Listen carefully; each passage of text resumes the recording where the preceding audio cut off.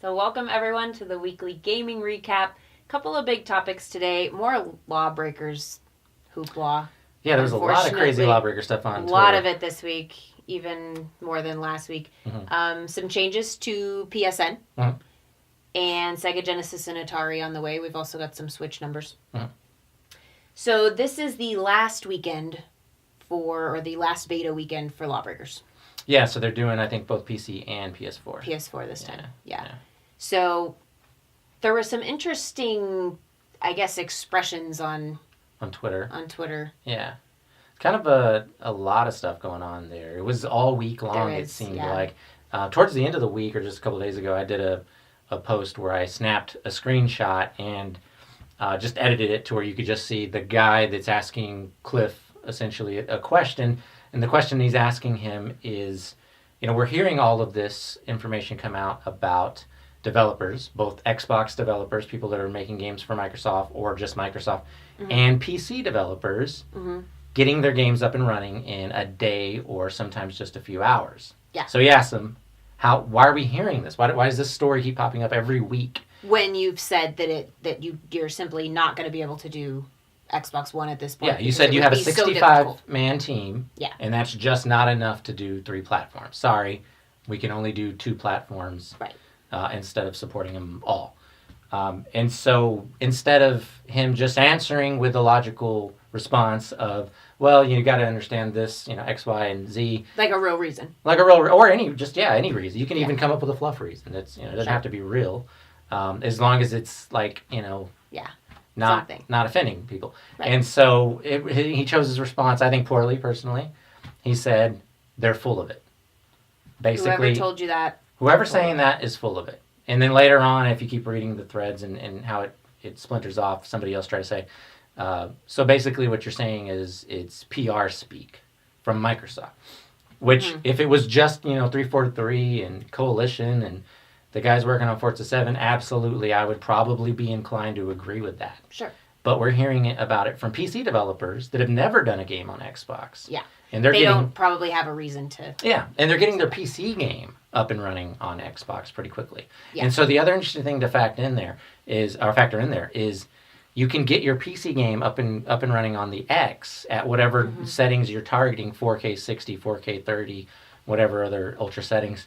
And then, once it's running on the X, it's scalable at that point.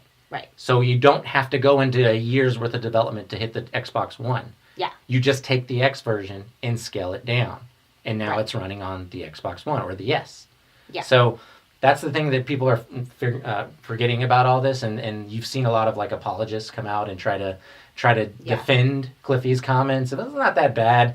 I think the confusion... I'm sure he has his reasons. Well, I've seen people say, I think the confusion is that they're talking about a game that's already running on the Xbox One for many years, and now we're porting it over and getting it done in that much time. Yeah. No, it's not just that. It's also PC developers saying they've been getting their game up and running in 4 hours. Yeah, new developers or developers that are working on games we haven't seen in the platform before. Yes. And what I think is interesting, I could completely be wrong about this because I'm not a developer and I know nothing about this kind of thing, but it seems to me like PC and Xbox would be more connected than, PlayStation and PC. They're all three obviously very PC close. is something that, All x86 architecture, it's not as crazy as people are trying to make it sound right now this weekend as we speak. Yeah. People are trying to make it sound like you're taking a game that was developed on cell architecture for the PS3 back in 2007 and somehow trying to work magic and get it on the Xbox. It's really not as bad as it used to be. It used to be crazy. You used to have Power PC architecture running on one platform, PC with your x86 running its own, and then cell architecture on the PlayStation platform, and you had a lot of differences between the three. Yeah. It's all the same now. And like I said, once you get it up and going on the X, just scale it down from there. That's all you got to do. Well, and I think it really comes down to desire. I mean, I think we could all agree that if you really want your game on a particular platform, or you really want your game on all platforms, that's something you make happen. Because we've seen developers that are much smaller than that one, because that's kind of the only actual reason we've really heard is we just don't have very many people working for us. But we've heard smaller teams. Friday the 13th, though. Friday the 13th is 8? 8 right? people. Was 8 people. One programmer, I believe I heard. Only one guy doing the coding. And then all 3, same release date, all platforms. And then so an argument you could have if you want to debate that with somebody is say, well, they're using Unreal Engine 4. It's a little different. Right. But isn't Cliff using Unreal Engine 4? Unreal Engine 4. So again... So we almost have verification that the engine he's using actually would work well for that. Yeah. And, you know, it's... we've seen the numbers from the original couple of betas, and it definitely didn't get as much interest as probably what was hoped for. But, you know, I want to see all games do well, and I want to see all developers do well, and I want to see the industry do well, which we talk a lot on our show about how well the gaming industry is doing and how exciting that is. And so I would, you know, I hate to be in this position because I would love to see success everywhere, but I just feel like, you know, if you want your game to succeed, you know, why would you specifically alienate a particular fan base and kind of go back after them instead of just giving kind of a reason, like, well, this particular thing is, you know, causing us a problem. It's very strange. All you have to do is, it's not that hard to not alienate a third of the gaming audience, or if you want to look at it as 4 separate platforms, a fourth of the gaming audience. You just you start off by not calling, you know, or saying people are full of it. And liars and liars. PR speak. They're doing PR speak. So you're accusing other developers really of other of offenses, essentially. You start there, and then the next thing you do is when somebody asks you that question, you give them a real answer. Yeah. Or at the very least, a fluffy answer and say more to come on that. A kind answer. Yeah. At the very least, you know. And he's said a lot of times, you know, he made a comment about just how the Xbox fanboys come out of the woodwork when he mentions his game. Yeah. And so that's just a way that you're just attacking the fan base who's just simply asking, you know, would we get your game? Why can't we get your game? When might we get your game? I feel like that's actually a tactic. I feel like he's intentionally trying like a new form of marketing that he's created. Just which getting all this hoopla going. Be inflammatory. Yeah. And be aggressive. Be controversial. Yeah. And everybody will give you more PR. Yeah. Every bit of information is getting out there. He certainly is getting talked about. Yeah, certainly getting a lot of that. A lot of people have already commented on this on a lot of the videos they've done in regards to the same thing. That they hate to give him more attention for it. Yeah. But I think we've seen other people try to do this recently. There's been other developers look at some of the language that was used around Titanfall 2 and that whole debacle. And then there was another game, that was Sniper Ghost Warrior, I believe. And similar things were done kind of there as well, and it got a lot of attention. And I'm guessing those developers at those moments in time probably thought, this is a good thing. People are talking about our game. It's going to get people riled up, and it just didn't work out. There's this belief that all impressions are equal, and all PR is equal. Yeah, any attention's good attention, but that's not... But look what happened with those 2 games. Yeah, didn't prove to be true there. Complete flops. Yeah. And not just on the one platform they were making fun of. Right. They were flops on all the general. Platforms. Yeah. Yeah. So I think we want, as gamers, we want to purchase, you know, obviously we want to purchase content above all else, but I think we want to purchase things from people that we feel are in there making games for us, that, you know, want us to buy their product and care about us to some extent while, of course, selling their product. So what I almost thought was kind of funny, and I'm not here to make fun, but, you know, this is the last beta. The first beta numbers weren't great, and, you know, it's obviously because of some of the social decisions that have been made. And so this is the first time it's been on PS4, and they actually Cliffy P actually released a list. Did you see the list of instructions? Instructions or rules, depending on how you look at it. Things to keep in mind while you're playing. Yeah. So there was some really interesting points there, which is just kind of funny because it's like, you know, you've kind of damaged the reputation of your game. Well, to me, I see it as condescending towards PS4 players. That too. Yeah. If you read between the lines, we'll link this and put it in the description so you guys can read it. If you read between the lines, he's like making fun of them. Yeah, it's like a really, really, really basic level tutorial. Yeah. Like, make sure you shoot. Make sure you aim your gun. Now, we've helped you guys out with a little bit of auto aim, so... Yeah. But you're still going to actually have to learn how to get headshots and get kills. Right, which is extremely condescending. And just the fact you put out a list of to-dos when you release...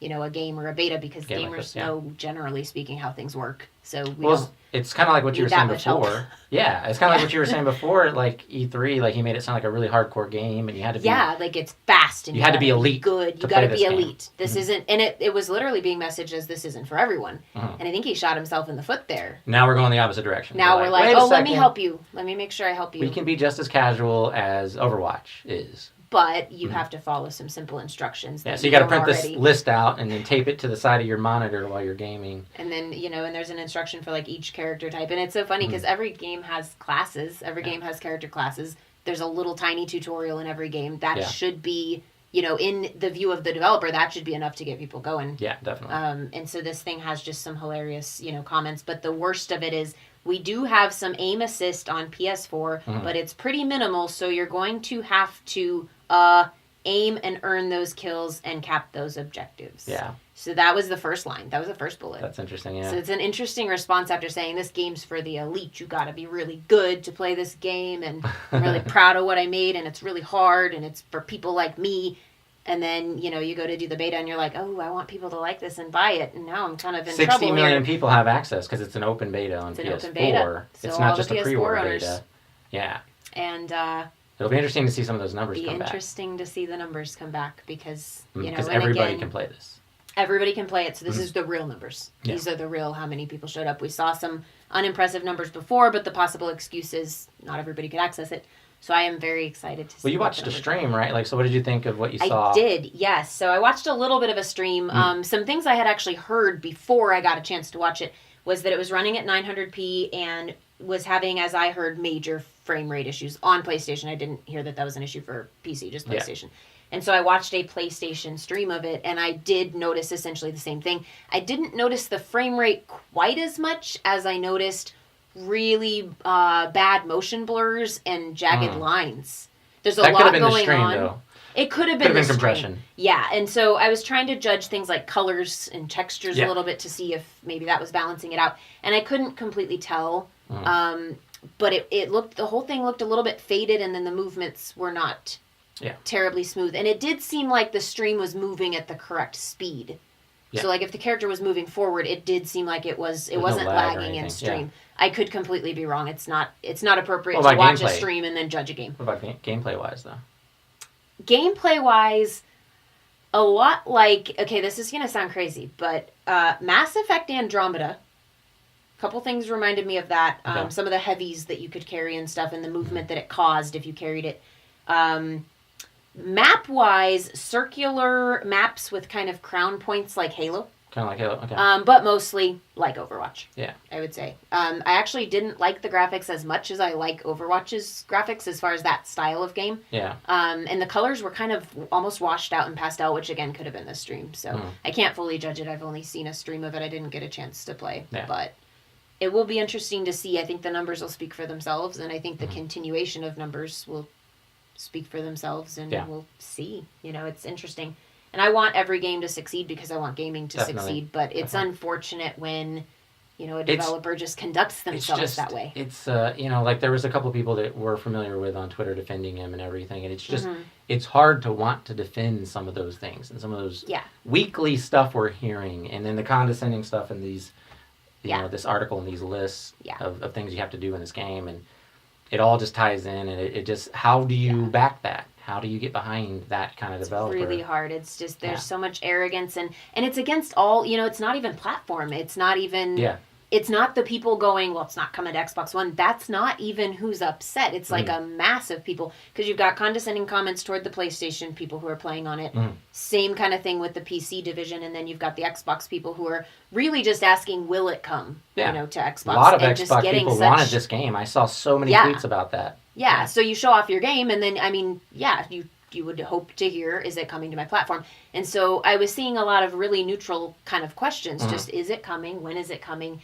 And just abrupt replies, just very unnecessary, making fun of people almost, and saying condescending things toward Xbox or the person asking or the other developers who have said different information, and it's just all so unnecessary. So I don't hope that it doesn't do well, but I will be interested to see, and I think it's going to be what it's going to be. I don't think he's going to change what he's doing, and if it is a PR stunt, I hope that it doesn't work as a PR stunt, because there's no way.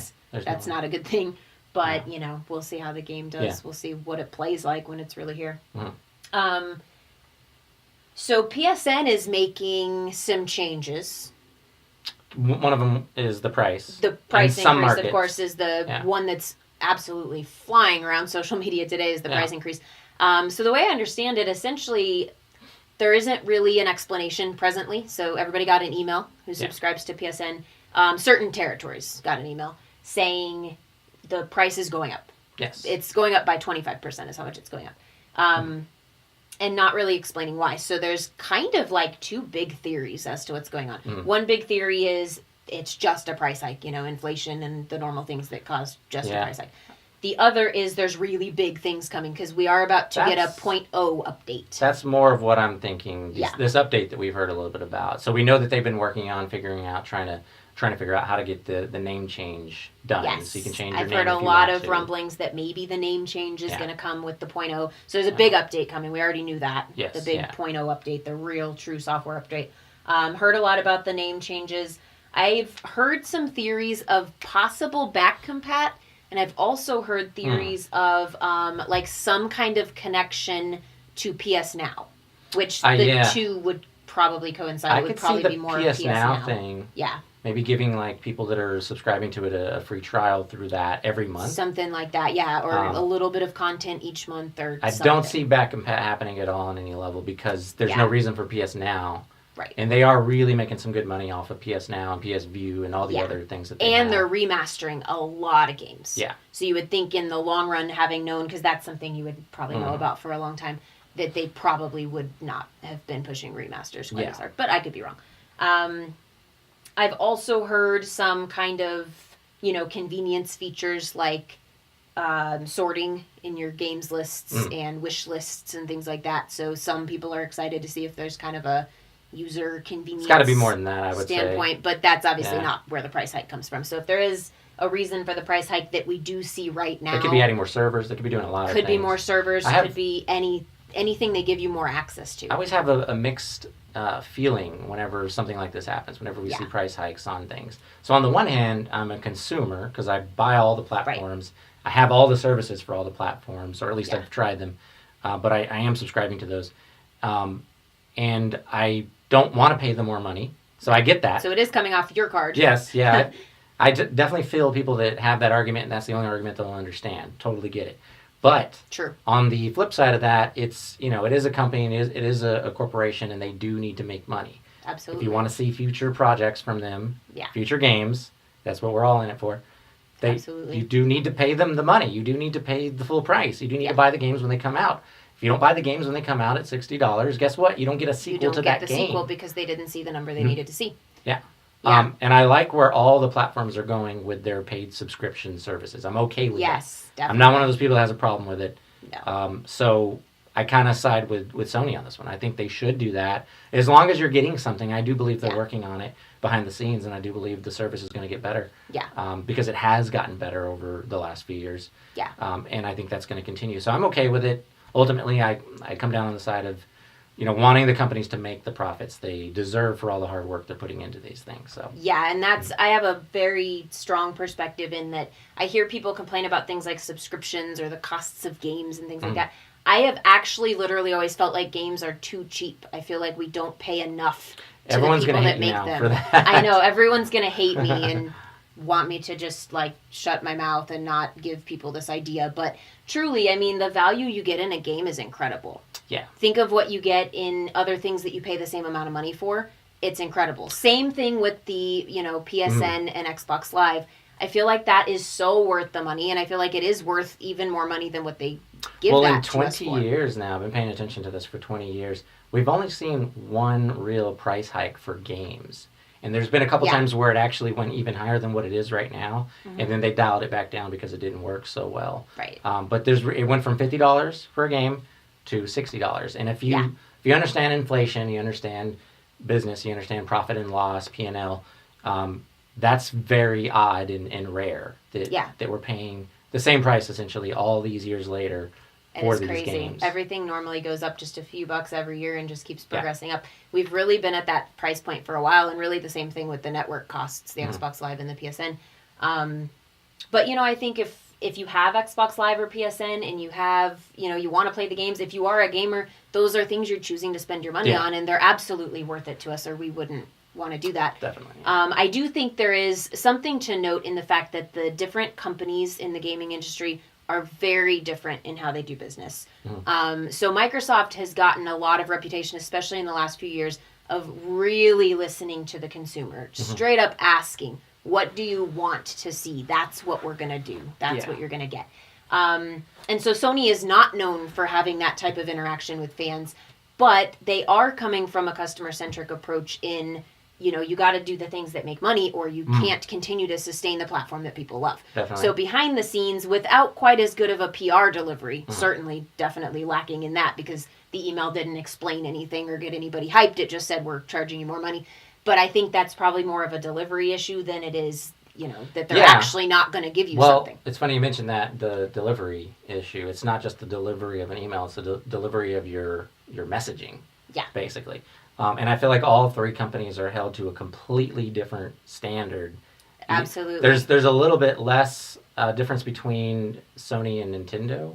Yeah. But it seems like both of them can get away with just doing whatever they want.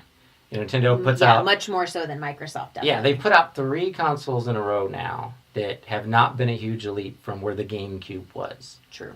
From a power graphics perspective, size of the worlds, that type of thing. And they've just gotten away with it, and they've sold hundreds of millions of units of consoles for that. So that's interesting. Yeah. And then you have Sony, where, like you said, they just kind of, here's a price hike, and we're not going to tell you anything about it right now, but it is what it is. Yeah. So you have those kind of things.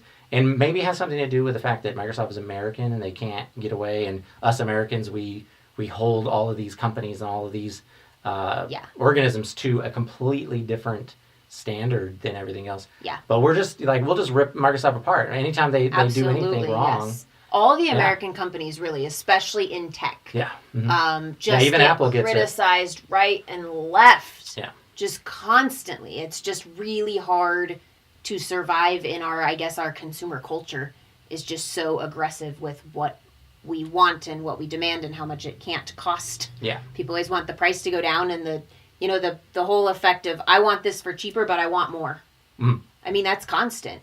Yes. And I feel like maybe Sony gets a little bit less of that and Nintendo gets a little bit less of that, which could be wrong because, again, it could be the delivery in the other direction.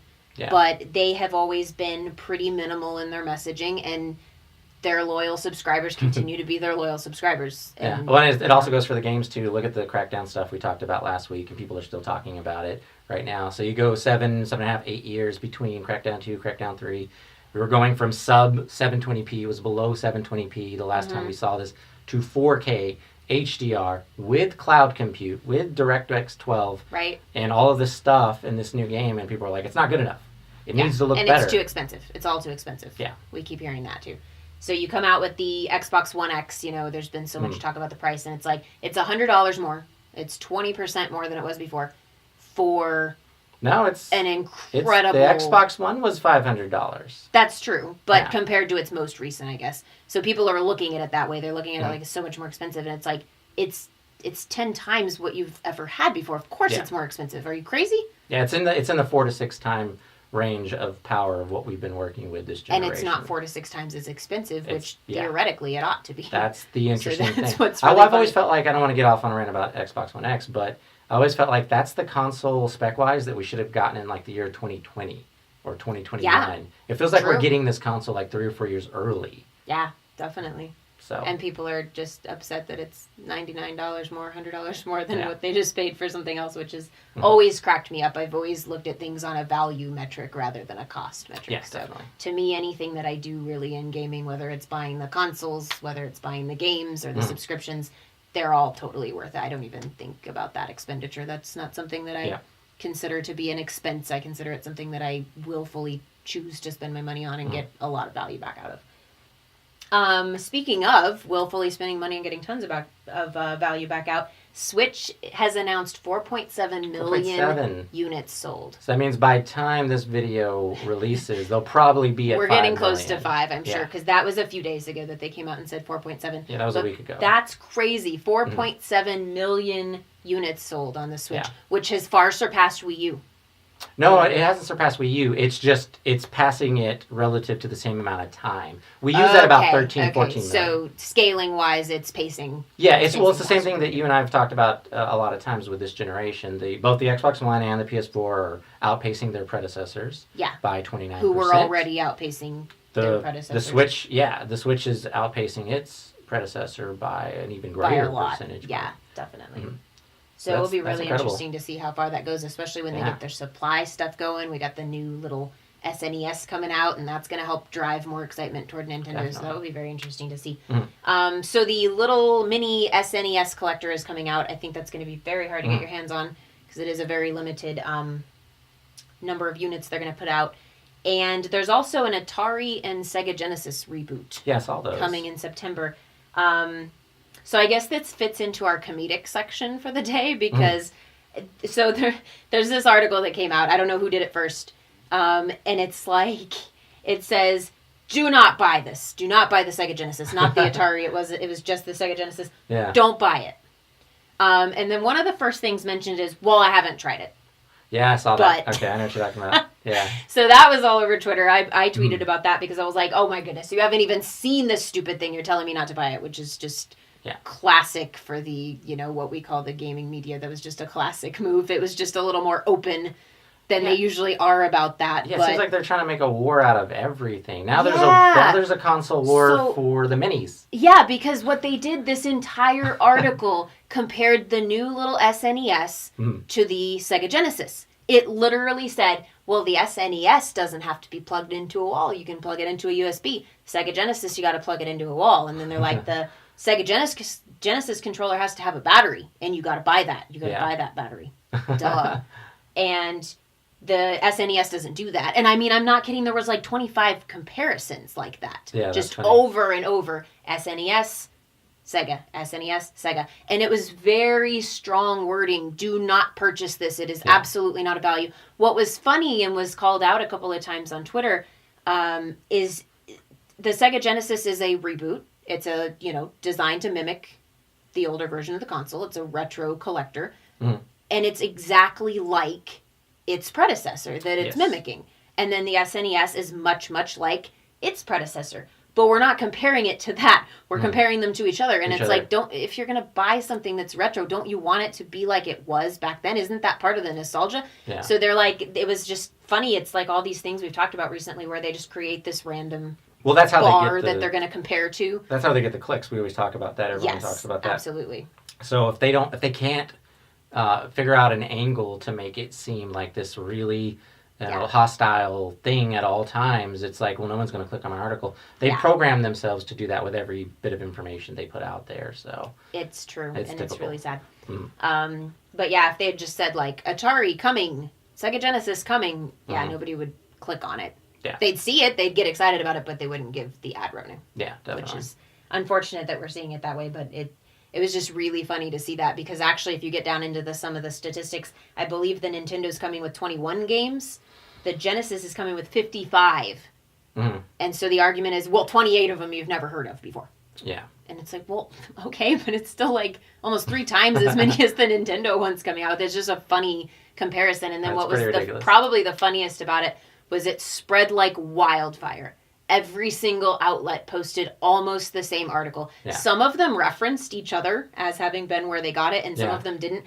But there was 15 different places that wrote the same thing. Mainstream sites, essentially. Yeah, they just all... And they had to have all copied it because it's a review product. They didn't all get their hands on it. Well, it's almost like when we heard about all the main cable networks and network TVs getting talking points from the White House. Remember when all that stuff came out? Yeah. It's almost kind of like that same thing, but with the gaming culture. It's hilarious at this point. It is so funny. I laughed so hard when I saw that because I was like, man, we haven't seen articles like this 1,000 times, but this is a new version of it. So, and then it just spread like, I saw the first article and it was the only one out this morning. And then by now there's like 25 different outlets publishing the same basic article, and it's hilarious. So I think we should wait and we should judge the Genesis when it comes out as well as the SNES. You might want to try it first. Yeah, might want to try it first. That helps occasionally. And see how they compare to their predecessor that they're actually trying to be designed after. So, so is there anything else? Not really. I think that's pretty much it for it. We're still working on that top 10 video for top 10 games coming out in the future. Anticipated games as most of anticipated, E3 and maybe leading up to Gamescom or maybe even after Gamescom. We're hoping whenever we can. Hoping to see it at Gamescom. which is a hard list to make, but we are Yes. working on that. And when we have a good opportunity in one of our weekly recaps, we'll put that in there. Yeah. Daily coverage for Gamescom. Hmm. So hopefully lots of news. Yeah, hopefully there is daily news rather Daily than just news. one day of barrage and then that's it. We won't put out a boring video, but if there's news, we'll definitely be covering the whole time. So we love reading your comments. Definitely. So please do leave us a comment. We always respond and we love to read them. And appreciate the support, Yeah. Appreciate all the subscribers. Like we said before, like we thought it was going to be a long time before we ever got like 100 views on a video, just because of how crowded the landscape is for gaming YouTubes. There are an unbelievable amount. If you ever go in and start searching and actually just looking for very specific things, 100 different people trying to do a video on the exact stuff. same so topic. It's crazy that anybody would find you. And a lot of our comments have been from people that found us. People that said they found us on YouTube, which and that's is awesome. That's incredible. That's and been really awesome. We don't mind if it's more of the negative type of comment or a positive comment. We're okay with the criticism. I can definitely see how people would see us in a certain light as being fanboys of this or that because lots of people are projecting essentially. Yeah. They've got something going on with themselves, something that's always in their mind. So if you say the wrong thing, right, or a thing that all they of a don't sudden like, you're on the other side. Yeah, if you say a thing they you're don't on like, that side. you're automatically a fanboy of something. Something always. No matter what always you're talking about in this world right now. Yeah. You got to be careful what you say. And really, what it comes down to is we're going to spend the most time talking about the games that have connected with us and we've connected with the most. And if one platform out of the 4 is doing more of those things, obviously a lot of our time talking is going to be devoted to that stuff. Because that's where the passion is. Yeah. That's where we both have a passion for those games and those developers. True. But say like 2 years down the line, one of the other platforms is doing way more of that and things have changed, then obviously we're going to be spending more time on that platform. The videos will reflect that as well. So yeah, we own everything. Yes. Everything. We play on everything. Yes. And it's not really a matter of being on this side or being on that side. It's more of a matter of who is doing what works for me right now. Absolutely, yeah. And giving, credit where it's due and criticism where it's due is always something you can count on from us for sure. So yeah. So agree or disagree. Leave us a comment. We love to see the comments. We love to reply. Yeah, feedback's incredible. Thank you for those that have shared our video. Lots of people have done that too, which has been really awesome. Yeah, a lot of people are sharing. So if you like this video, give it a like, subscribe if you haven't already. Thanks for watching.